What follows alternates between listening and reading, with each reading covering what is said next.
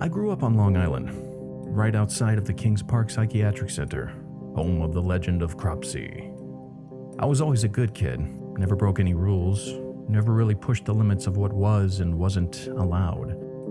But recently, I moved home after graduating from college and just started looking for a job at NYC. Throughout my college years, I struggled with anxiety and depression, which led me to being medicated to control it. Through this entire ordeal, all I could think about was the poor children of Kings Park and what they must have gone through. Some of them just had anxiety, a common ailment in today's society, and one that's completely manageable. And yet, they were stuffed inside an insane asylum, which was over capacity by 1,000 people and treated like animals. This revelation that I got extremely lucky has always been on my mind. If I had been born just a couple of decades earlier and in the same area, who knows what may have happened to me. On the hinges of self-awareness, I decided to break the rules for once in my life. I had to visit Kings Park and see what it was like for myself. For those of you who don't live in the New York area, Kings Park has a gate around it. It's situated in the middle of a wooded area, but it's not like there's guards and an electric fence or anything. It's private property, so you're not supposed to trespass, but I can't say that almost my entire high school didn't go anyway. But I never did. I was always too terrified of the legends, and Cropsey in particular. I'll tell you the story of Cropsey quickly because it's relevant to the history, but not really relevant to this story. Cropsey was a legend that popped up in the Long Island area, saying that one of the patients from Kings Park had escaped and was killing people in the woods around the old hospital. Only part of this was true. There was someone killing young and mostly disabled children around the hospital, but it wasn't an escaped patient. It was an old ward of the hospital who was living in tunnels and bunkers underneath the hospital. There's a really great Netflix documentary on the whole story if you're interested. Since the legend of Cropsey turned out to be based on truth, I decided this was something I just didn't want to mess with. Kings Park would just be another broken down building in the area whose memory would pop into my head at weird times. This all changed after college and my diagnosis, though. I know I wasn't diagnosed with anything heavy, but I still felt a sense of responsibility, or the camaraderie of a sort, and had to see what they experienced. So one night around 7:30 p.m., I headed over towards Kings Park with a flashlight, a backpack, and a water bottle. I figured I wasn't going to need anything else, but I did have a small hunting knife with me in my pocket, just in case. I got to the broken down foundations of the psychiatric hospital that tortured so many innocent children, and I couldn't find the strength to do anything more than just stare up at the walls. This thing is truly massive. If you haven't seen it, it's got about 15 floors and it just goes straight up. I decided I had to push myself into the uncomfortable, and I found a window on the ground floor that was open and climbed in.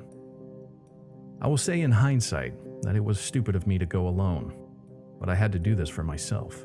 It was something that I was conquering, or so I thought in my head. As I wandered aimlessly around the corridors, looking at all the graffiti on the walls, seeing the broken down bed frames with rusted metal and fingernail claw marks on what's left of the doors, I got real chills. For some reason, I felt particularly drawn to the 3rd floor. I really can't explain what it was, but my feet just moved on their own toward this one spot on the 3rd floor of the abandoned hospital. There really wasn't anything special about it. It was just a hallway outside of a couple of rooms near a communal bathroom. But since I was there, I looked around. I smelled the stale musk of the abandoned building and scanned the exposed brick with my eyes. As I was looking around through the shattered drywall to the exposed brick beyond, I caught a glimpse of a spot that was just slightly darker than the rest of the brick and mortar. Intrigued, I moved closer and shined my flashlight right into the dark spot. With a little poking, prodding, and removal of even more drywall, I was able to fish it free. A small string-bound diary made entirely out of loose-leaf paper. There wasn't a cover, so to speak, so it was able to be folded up nice and neatly and tucked away into an empty brick space behind the wall. My curiosity was thoroughly piqued, but I wasn't dumb enough to start reading right then and there. It was dark, and I was still inside of a supposedly haunted asylum. I took one last look around the place, made peace with myself and the patience of the building, and went home. As soon as I got home and took a shower to rinse off whatever was left of Kings Park, I opened up my backpack to retrieve the diary. It seems to be the diary of a young girl who was put in the hospital back when it was in operation. I figured I'd write down the first entry here, and I'll share the remainder in the next couple of days. April 24th, 1918. It is my first day here. Mama told me to keep track of my days and who I am so I don't forget. I am Florence Blackwell, and I am 10. Mama and Daddy made me come here to the hospital to get better. They said I was sick, and that's why I wet the bed at night. Daddy said that once I get better, the other girls in town will want to play with me. Mama was sad when she dropped me off. She had tears in her eyes like she was going to cry, but I told her, "Don't be sad, Mama. I'm going to get better for you." And the nice lady in the nurse hat took me inside of the hospital while Mama cried from the outside. I don't know why Mama was so upset. Daddy was happy to see me go to the hospital to get better. The lady who took me inside of the hospital said her name was Nurse Wilson, but that I can call her Mary. Mama and Daddy always told me never to call an adult by their real names, but I think I can call her Mary. She's nice to me, not like that doctor. I don't remember his name, but that doctor was not nice.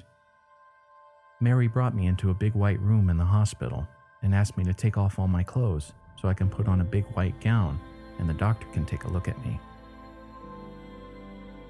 Mary helped me out of my dress that Mama made for me and stand in the middle of the white room with the vent on the floor. Then Mary left and the doctor man came in. Or at least, I think he was a doctor. He told me to stand with my arms out just like a starfish and to close my eyes and hold my breath. Then he took out a giant hose and sprayed the water directly at me. I fell backwards onto the floor from how heavy the water was. He didn't stop the hose though.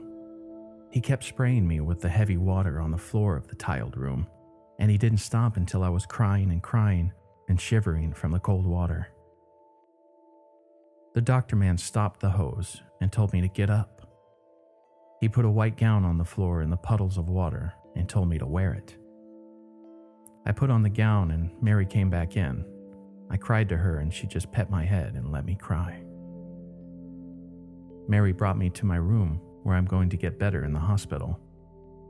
It had one bed and there were 2 other girls in the room already.